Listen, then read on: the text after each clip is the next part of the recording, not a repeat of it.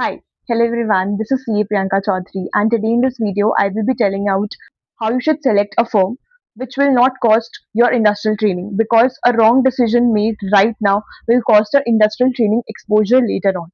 So, while choosing the firm, you should be very much clear. I will be helping you out today what I did and how I convinced my partner for industrial training.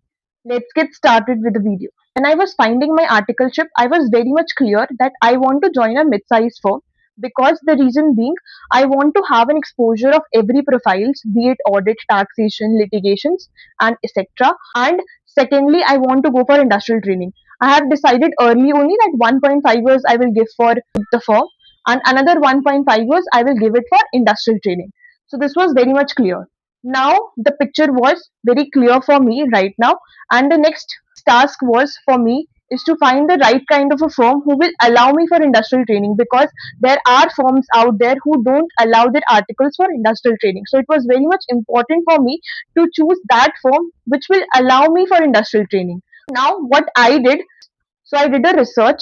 I went to multiple firms wherein I gave interview, and in the interview itself I asked the question to the partner that whether they will be allowing me for industrial training or not, because this is very much important for you to clear it out early in the stage, because later on what happens, partner don't allow the students to go for industrial training. So it's very much important for you to convey this early during the interview phase only, so that both are clear on their terms.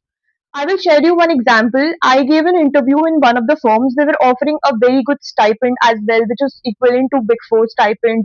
Work was also good enough. But what they told me that doing industrial training is not good enough. You should not do it. Rather, you should focus more on your studies instead of doing industrial training because you don't get enough time. So they were trying to demotivate me to leave industrial training and continue in the firm itself. So at that time I thought कि अगर ये लोग मेरे को अभी मना कर रहे तो obviously they will disallow me later on also. So then what I will do? So at that time I decided कि okay, this is not a good firm. I should move to another. I should see for another firm. So I gave interview in another firms, and I got a firm wherein they allow their seniors, wherein they allow for industrial training. The work exposure was very good, though the stipend was really less. The stipend was as per ICI norm, but in the was less. But in the early stage of your career, I would say don't focus much on the stipend, which I did. I didn't focus on stipend. I focused on the work exposure and seeing, and the firm is allowing for industrial training. So these are the few things which you should clear it out before joining your industrial training. In my case, I was seeing that my seniors were allowed, that one of my senior was allowed for industrial training. So that gave me a confidence as well that okay, I will be getting industrial training opportunity. They will not deny me later on. And I also cleared it out the same fact during my interview itself. So my point is, if you are confirmed that you want to join industrial training, you should confirm it with your seniors in the firm in which you are planning to join, and just have an internal discussion before signing a form, so that you have an idea that okay, whether this firm will allow me or not. And now it is very much critical to clear it beforehand because the articleship period is of 2 years. So firm do not readily allow the trainees because they have taught the trainees so much during the 1 year, they don't want to lose that. Now comes what all you should do while you're finding your industrial training. So when your 12 months period is about to expire, before that, 3 months prior, you should start preparing for your resume, and you should write every pointers which you have did in your articleship, and it should be very much crisp and a good resume because you have done a work of 1 year, and it should be reflected on that, and you should be very much confident while you are talking about those stuffs which is written in your resume. So make a good resume, prepare it 3 months prior, and start applying somewhere. You should apply even though you are getting rejected, doesn't matter, you should start applying.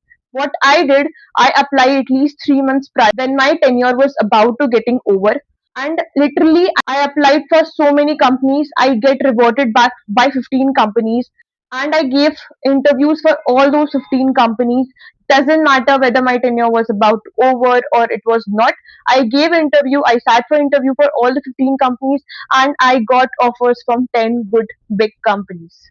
So yeah, you should do and prepare at least 2 to 3 months prior your completion, because what will happen now, if you will delay that, that tenure will also, your articleship period will also getting extended. So companies avoid taking who have left with only 9 months or 10 months of industrial training, because they also want to utilize you maximum. So they also want a trainee for at least minimum period of 12 months. So you should start finding beforehand only, which I also did. So yeah, these are the few things and tips which you should follow while choosing, and if you are decided that okay, you are going for industrial training. If you have any doubt regarding how to apply, when to apply, or you're free to comment down below and I would be happy to respond you all. Thank you so much. See you in the next video.